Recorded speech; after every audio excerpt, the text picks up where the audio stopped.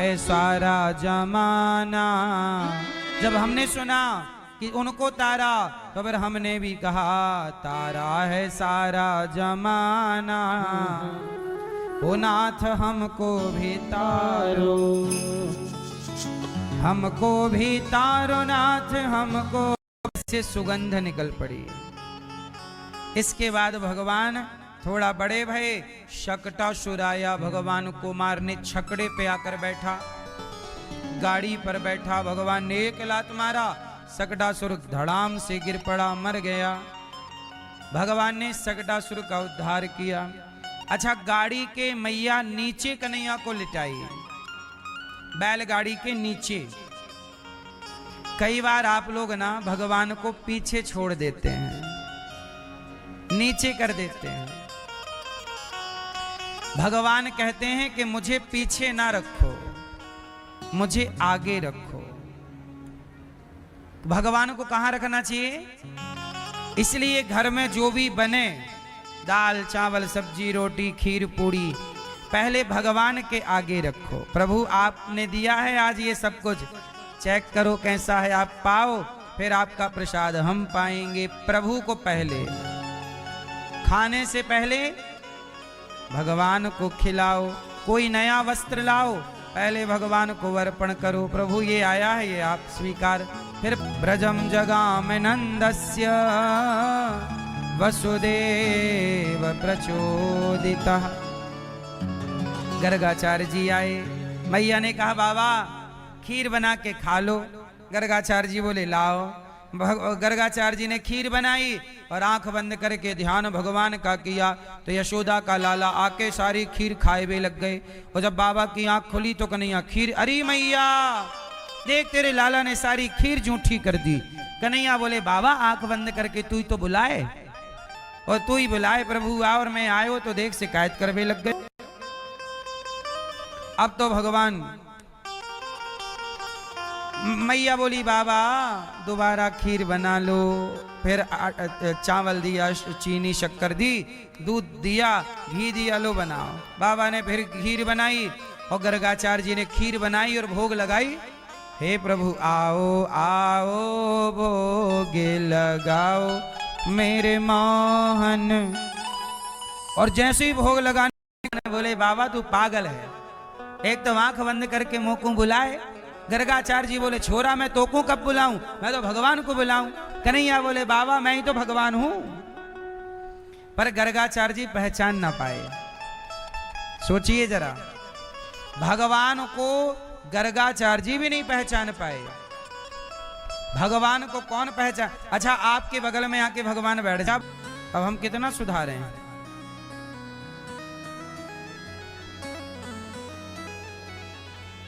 Mummy नहीं, mummy तो मरी हुई को कहते हैं। भारतीय शब्द नहीं है मम्मी, हमारे सनातन का नहीं है मम्मी। हमारे पूर्वज लोग कभी मम्मी नहीं कहते थे। मम्मी तो कहां से आया? मुसलमान कहते हैं अम्मी।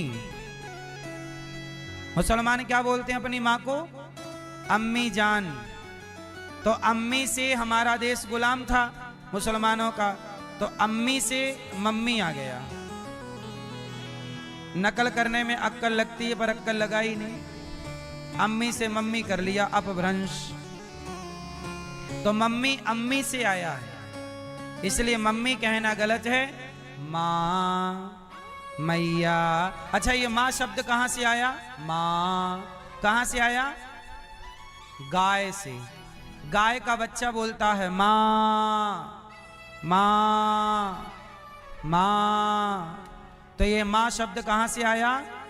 गाय से, इसलिए गौ माता। फिर आप कहां बोल पाते हैं? क्योंकि आपका तो मुंह बंद कर दिया ना, दे चुके हैं उनको। रैया बैठ गई और लाला को अपना दूध पिलाने लगी। और जैसे ही भगवान दूध पीने लगे कि तभी चूल्हे पे मैया ने दूध रखा था पकाने के लिए, वो उफनने लगा।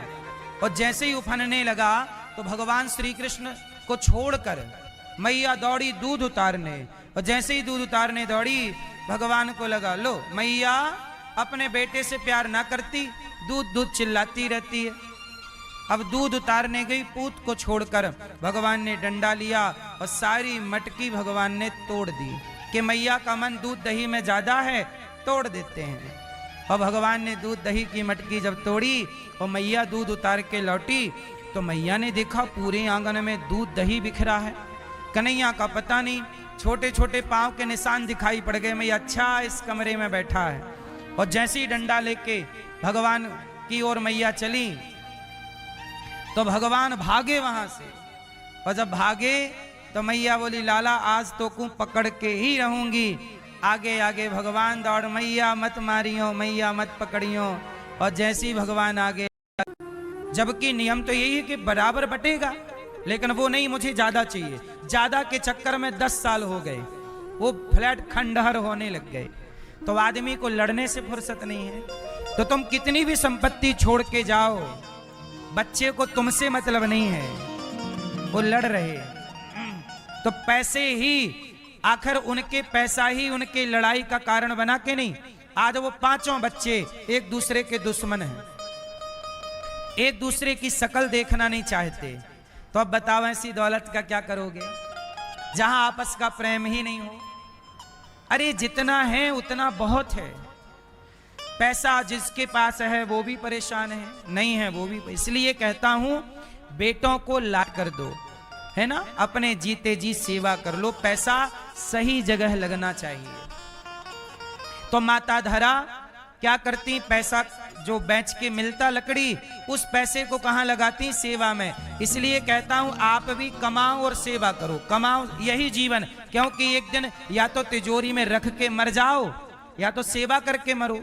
तो सेवा करके मरोगे तो पुण्य काम आएगा, तिजोरी में धर के मरोगे तो धरा रह जाएगा।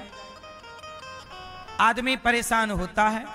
इसलिए कहते हैं सुकून की जिंदगी जीना हो तो मन को सेवा में लगाओ, कमाओ पैसा, पर पैसा कमाने का उद्देश्य हो। मैं पैसा इसलिए नहीं कमाता कि मुझे महल अटारी बनाना है। मैं पैसा इसलिए नहीं कमाता कि मुझे बड़ी बड़ी गाड़ियों का शौक है। मैं पैसा इसलिए नहीं कमाता कि मुझे हेलीकॉप्टर एरोप्लेन खरीदना है। मैं पैसा इसलिए कमाता हूं कि मुझे समाज की, वृद्ध माओं की, गुरुकुल की अखंड रसोई की सेवा करनी है। मुझे एक विद्यालय बनाना है। अभी मैं एक विद्यालय बनाने जा रहा हूं, रोज मैं आपको बता रहा हूं। आज पूर्णिमा है, आप जरूर सहयोग कीजिएगा गौरी गोपाल की सेवाओं में। यहां पर एक, समझ रहे हैं, हम एक विद्यालय बना रहे हैं। भाई कितना भी रोको, छाती कटी है तो खून तो बहेगा। अब संतों ने कहा, वो संत नहीं थे, भगवान थे संतों के रूप में, परीक्षा तो ले ही रहे थे।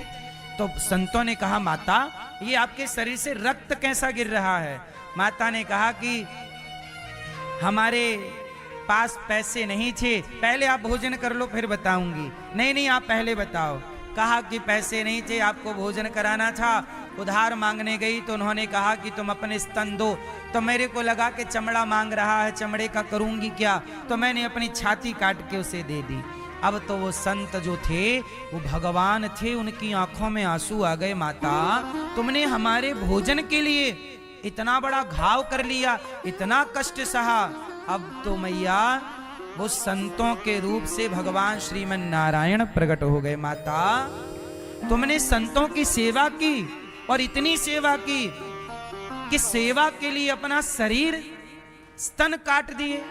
माता हम तुम्हारी परीक्षा लेने आए थे कि देखें कि तुम्हारे घर जब खाने को नहीं तब तुम कैसे सेवा करती हो। तो तुमने अपने शरीर को काट करके दे करके और सेवा की।